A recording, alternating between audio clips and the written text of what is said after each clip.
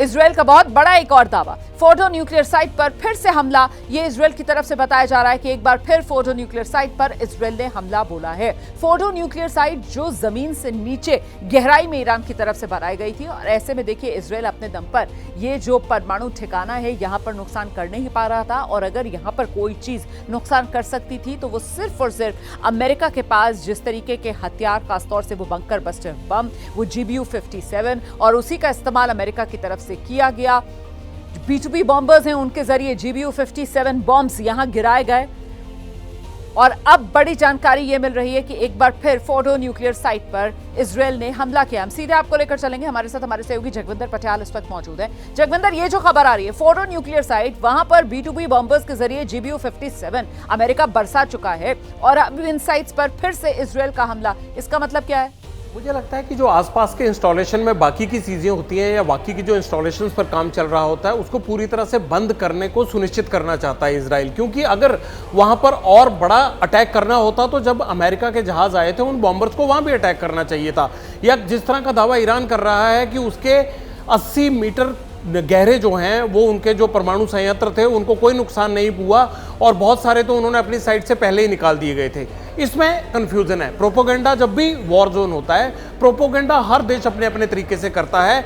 जो हमला करता है वो ये बोलता है कि मैंने बहुत बड़ा काम कर दिया, और जिस पर हमला होता है वो उसमें बहुत सारी चीज़ों को छुपाने की कोशिश करता है। ये एक स्ट्रेटजी रहती है। लेकिन क्या अमेरिका ने जहाँ पर स्ट्राइक किया, जो बॉम्बर्स अपने भेजे, उनको क्या ये बात पता नहीं थी कि वो ईरान के इस परमाणु संयंत्र को यहाँ तक नुकसान पहुँचाएंगे जहाँ ये प्रोग्राम चल रहा है? दूसरी बात यह है कि अगर अमेरिका ने उसको खत्म कर दिया था तो इजराइल को वहां अटैक करने की नौबत क्यों आ रही है? क्या कोई आसपास की साइट्स ऐसी छूट गई हैं जिनको नष्ट किया जा रहा है? मेरा कहने का भाव यह है कि कहीं ना कहीं दाल में कुछ काला जरूर है। क्या ट्रंप ज्यादा बोल गए, या फिर ईरान ने पहले से ही अमेरिका की नीयत को देखते हुए अपना बचाव कर लिया?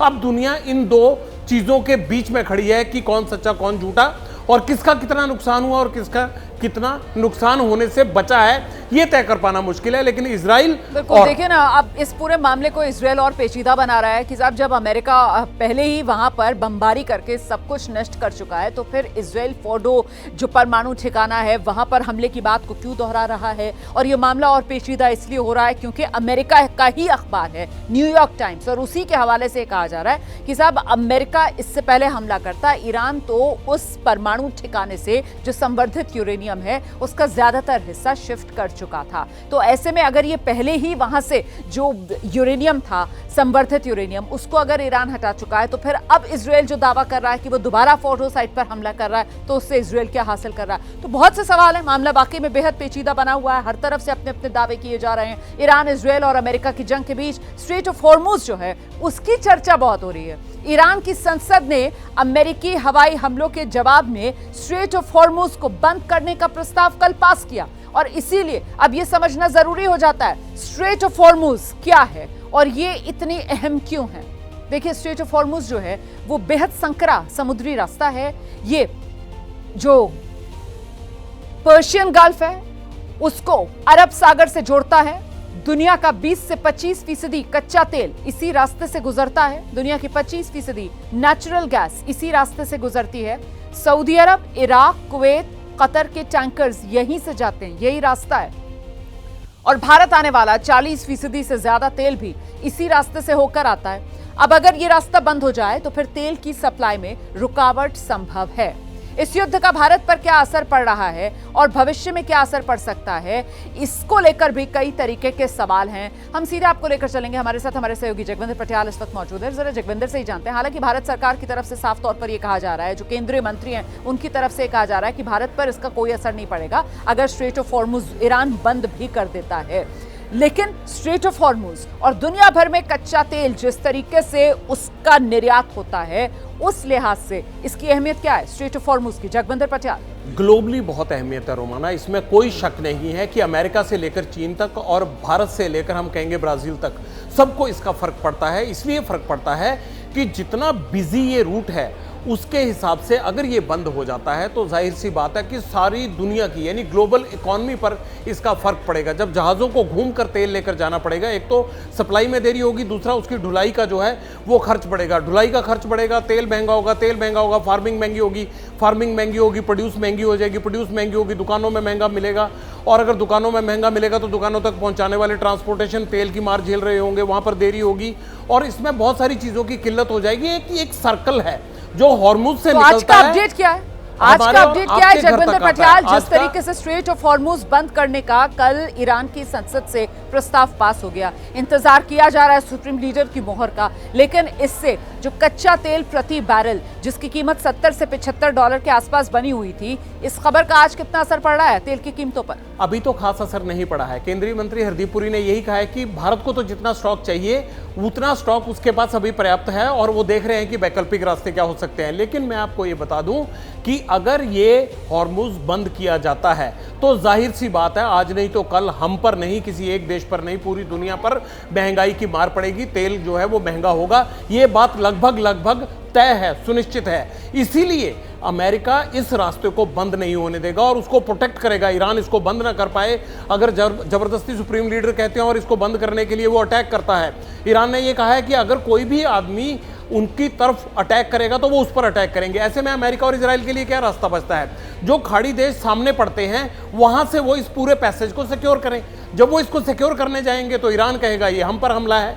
इसीलिए मैंने आपको कहा कि अरब के देश और अरब की खाड़ी अब इस युद्ध का दायरा एक्सपैंड होते हुए देख रहे हैं। इजराइल और ईरान के बाद ये तेल की मार और जो हॉर्मुज का जो पूरा खेल है ये अरब देशों तक फैल जाएगा, अरब की खाड़ी तक फैल जाएगा। पहले ये कहा जा रहा था कि इजराइल और ईरान के बीच का ये संघर्ष, ये युद्ध, और अगर इसमें अमेरिका कूदेगा तो जाहिर सी बात है ईरान के पास और कोई विकल्प बचेगा नहीं, और ऐसे में दुनिया की नाक में दम करने के लिए ईरान के पास जो सबसे आसान और एक बेहद सरल विकल्प बचेगा वो यही स्ट्रेट ऑफ हॉर्मुज है, जिसको कंट्रोल ईरान करता है। और ऐसे में उसी स्ट्रेट ऑफ हॉर्मुज को बंद करने का संसद ने तो प्रस्ताव कल पास कर दिया। अब आगे सुप्रीम लीडर की तरफ से क्या इस पर फैसला लिया जाता है, इसी पर दुनिया भर की निगाहें टिकी हुई हैं। फिलहाल बहुत शुक्रिया आपका जगविंदर पटियाल इस तमाम जानकारी के लिए। ईरानी मीडिया के हवाले से एक बहुत बड़ी खबर आ रही है। ईरान की 50,000 अमेरिकी सैनिकों को मारने की शपथ ये ईरान ने ली है। सत्ता परिवर्तन की कोशिश अगर हुई तो फिर अंजाम अमेरिका को भुगतना होगा। ईरानी मीडिया के हवाले से ये बड़ी खबर आ रही है। ईरान ने शपथ ली है 50,000 अमेरिकी सैनिकों को मारने की। हमला कर अमेरिका ने खुद अपने सैनिकों के ताबूत बना लिए हैं, ये ईरान दोहरा रहा है। तो ईरान की तरफ से कहीं ना कहीं ये संदेश देने की कोशिश की जा रही है कि अमेरिका ने खुद अपने लिए ये मुसीबत मोल ली है। ईरान और इजराइल के इस संघर्ष में कूदकर, ईरान पर हमला करके। इस बीच अमेरिका के हमले को लेकर चीन के विदेश मंत्रालय की तरफ से भी बयान दे दिया गया है। ईरान पर अमेरिका का हमला यूएन चार्टर का उल्लंघन है, ये चीन की तरफ से कहा जा रहा है। अमेरिका के हमले से मिडिल ईस्ट में तनाव बढ़ गया है, ये चीन कह रहा है। सुरक्षा परिषद ऐसे हमले के बाद शांत नहीं रह सकता। कुल मिलाकर अमेरिका की जोरदार घेराबंदी चाहे रूस हो चाहे चीन हो, हर तरफ से की जा रही है। अमेरिका ने जिस तरीके से ईरान के परमाणु ठिकानों पर हमला किया, उसके बाद इस हमले को सीधे सीधे यूएन चार्टर का उल्लंघन अमेरिका ने किया है, ये चीन कह रहा है। वहीं ईरान ने इजराइल पर अपने हमले तेज कर दिए हैं और इस हमले के बाद बंकर में छिपे इजरायली कैबिनेट के मंत्री ने बंकर में शरण ली है, ये जानकारी सामने आ रही है। इजराइल में माहौल लगातार तनावपूर्ण बना हुआ है और ऐसे में इस स्थिति में आप तस्वीर देख रहे हैं, बंकर में बैठे हुए हैं इजराइल के मंत्री। इजराइल के कई शहरों में सायरन बज रहे हैं रह रहकर, क्योंकि ईरान की तरफ से लगातार हमले किए जा रहे हैं। चाहे हाइफा हो, चाहे तेल अवीव हो, चाहे जेरूसलम हो, इन तमाम शहरों को निशाना ईरान की तरफ से बनाया जा रहा है। और जब ये युद्ध वाले सायरन इजराइल में बजते हैं तो जाहिर सी बात है नागरिक जो हैं वो बंकर्स की तरफ दौड़ते हैं, सुरक्षित ठिकानों की तरफ दौड़ते हैं और वहां जाकर शरण लेते हैं। और ऐसी एक तस्वीर आपके सामने है जहां बंकर में बैठे हुए नजर आ रहे हैं इजराइल के मंत्री। ईरान पीछे हटने वाला नहीं है, ईरान ने अपने तेवर साफ कर दिए।